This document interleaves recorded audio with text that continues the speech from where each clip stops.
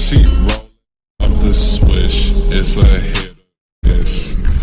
I keep hearing from the squad that you miss your bitch. Hey, what's going on, guys? It's me, GamerTuck here, and welcome back to a different sort of video. I'm talking about the game that we just finished. And it was a journey, not gonna lie. I love the game, 10 out of 10, and here's why. First off, there's the weapons. I'm gonna get into more specifics later, but I'm laying out my reasoning. First off, there's the weapons. The weapons are great. I do have some, cons about everything. Obviously, everything comes with imperfection, and that's what you expect in a game. But this game, for the most part, and 99.9% of the game, was amazing. And I loved it. But there is some constructive criticism I want to put out about the game, because everything has something that it needs to work on. Anyways, as we were saying, the game is amazing. That's undisputable. Undisputable fact. That cannot be disputed, as I previously stated. I am a dum-dum.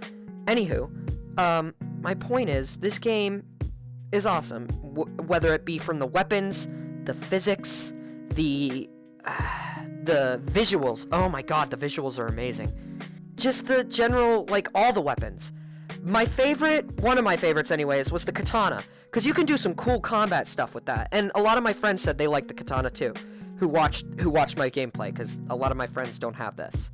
I bought this with my own money, I worked hard enough, and I'm hoping eventually to make more money off of this stuff.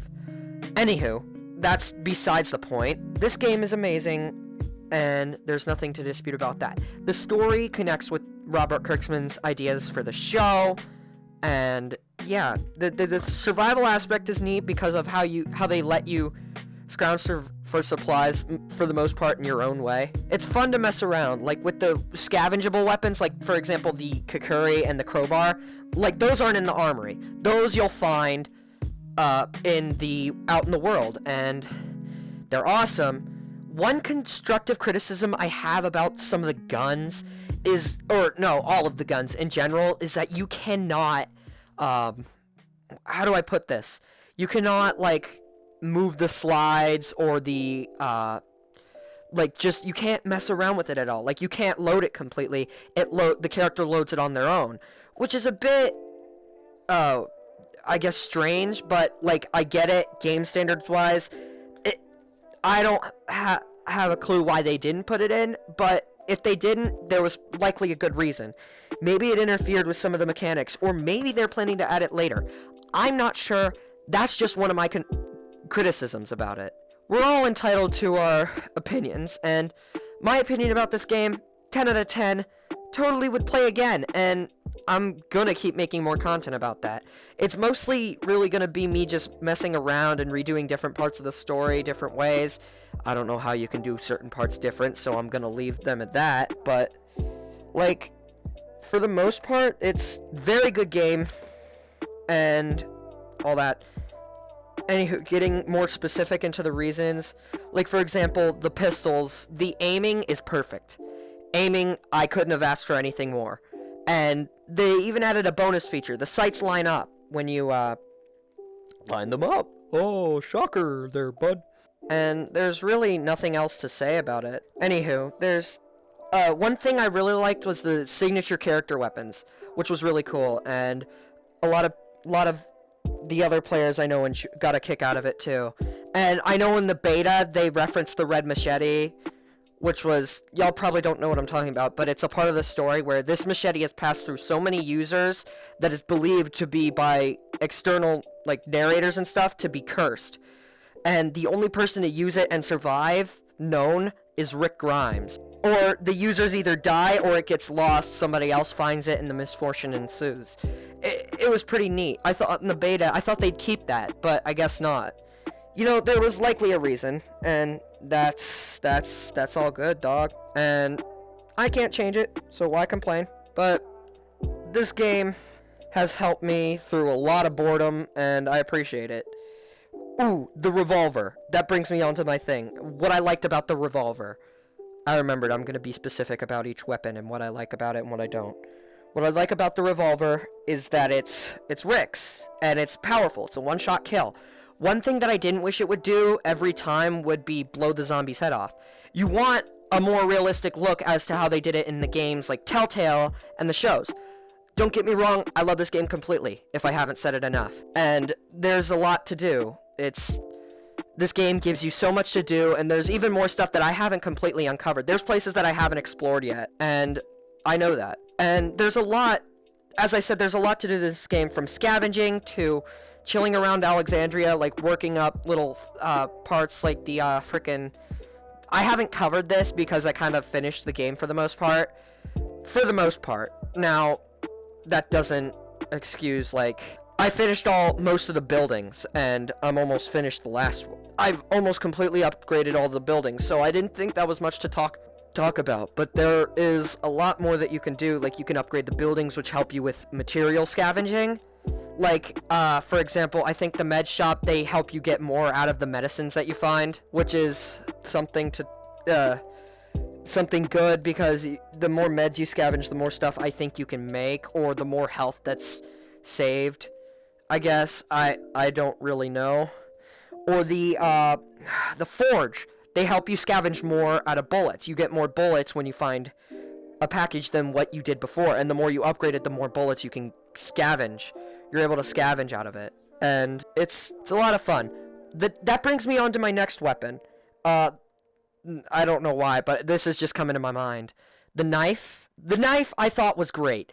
It was smoother than how they had it in Saints and Sinners, and that's all I really wanted, because the knife there was kind of more, I guess, I don't know how to explain it, but it was more flat, and it didn't move as smoothly as this one does in a walker. It's little details, but it matters when you're into playing these types of games. Like, for example, this did wonders for the idea of creative brutality, like they did in Dying Light, and the only thing you can't do is, like, kick and stuff, or climb, but they make up for it in so many different ways, like the walker combat, how you can fight them, and really just what you can do. There's no end of the possibilities of what you can do in this game. If you have enough range, you can, like, do the takedowns that they did in the games, like Telltale. Like, I've done a couple where you throw a zombie on the ground, then knife it in the head, obviously. But there's so much more to this game, and I want those who have VR to play it and find out. But for those who don't, you can keep listening. I don't think I can quantifiably explain, if that makes sense, explain in a way that makes complete sense. It sounds like incoherent rambling to me, honestly. But my point is, how I explained the game is how I perceived it. And I absolutely loved it. And it was, gotta say, it was amazing, and it was an honor to play this game. I'm glad I was able to pre-order it. But one thing that I guess I want to say I didn't like was that the upgrades that you can add to your weapons, but this makes sense. The upgrades that you can add to your weapons are limited, which is reasonable, but, like, you know, in a game like this, if you want, like, a sandbox, you want stuff to be added, like, for example, like, weapon sights. For example, like a ACOG sight on the submachine gun, because I know the machine gun has it, and that's undisputable, obviously.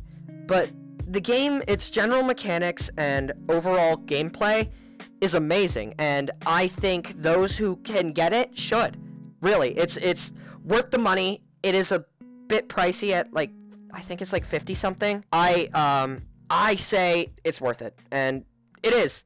I truly believe that it is, and those who get it would have so much fun and enjoy hours upon hours of fun scavenging or playing the story, replaying different parts of the story if that's what you like. You know, it really all depends on your playstyle. If you're one of those people who just wants to get things done, you know, or one of those people who actually wants to stay around and mess around with the walkers, you know, throw them around a bit like this. I mean, obviously you guys are watching CSGO. So me, who's speaking right now, I'm playing the game right now. That's why I'm, like, jumping around randomly. And another thing, the katana, absolutely amazing. I wish occasionally, though, if you want it to, if you hold it with one hand, it will get stuck in a walker's head. That would be cool. And then you have to take two hands and take it out. But when you have two hands, it goes straight through. That would make a bit more sense, but I like what they were going for in general with the katana. It was awesome. I love the combat. It's great. Overall, I think I'm coming to a close, but I've been talking for a bit about this game, and I absolutely love it. I would highly suggest getting it. I think that's the end of this video. Subscribe or don't, thanks. Later.